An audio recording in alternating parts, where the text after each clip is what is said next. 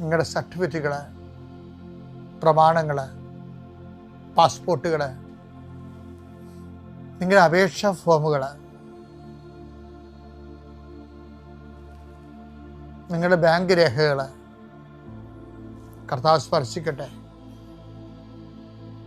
ഇതുമായി കടന്നു പോകുന്നത് ഇതൊന്നും നഷ്ടപ്പെടാതിരിക്കാൻ കർത്താവിൻ്റെ വിശുദ്ധ മുദ്ര വെക്കട്ടെ. അത് ആർക്ക് കൊടുക്കുന്ന സ്വീകരിക്കുന്നവന് പരിശുദ്ധാത്മ നിറയുകയും നിനക്ക് ദൈവഹിതമാണെങ്കിൽ നിനക്ക് അനുകൂലമായ തീരുമാനം എടുത്തുകൊണ്ട് നിന്നെ സന്ധിക്കാൻ ഇടവരുത്തട്ടെ പ്രാർത്ഥിക്കുന്നു. മത്സ്യത്തൊഴിലാളികളുടെ അവരുടെ ജീവിത മേഖലകളിലെ സാമ്പത്തികമായ ബാധ്യതകളും കടങ്ങളുള്ളവരെ കർത്താവ് ഏറ്റെടുക്കട്ടെ. ഏലകൃഷിക്കാർ, റബ്ബർ കൃഷിക്കാർ, റബ്ബർ ടാപ്പ് ചെയ്യുന്നവരെ, അതുകൊണ്ടെല്ലാം ഉപജീവനം നടത്തുന്നവർ, പലതരത്തിലുള്ള ഉൽപ്പന്നങ്ങൾ, കാർഷിക ഉൽപ്പന്നങ്ങൾ വിറ്റുമാറാതിരിക്കുന്നവർ,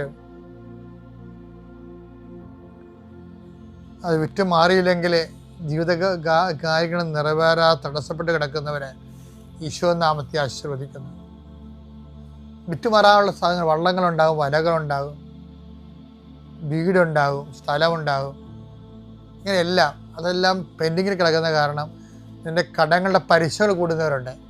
കർത്താവേ, ഞാൻ അവരെ കൃപാസ്ഥാനത്താരെ ജീവനോടെ പ്രത്യക്ഷപ്പെട്ട മാതാവിൻ്റെ പ്രത്യക്ഷീകരണത്തിൻ്റെ അടിസ്ഥാനത്തിൽ യേശുവിൻ്റെ നാമത്തിൽ ഞാൻ മക്കളെ ആശീർവദിക്കുന്നു.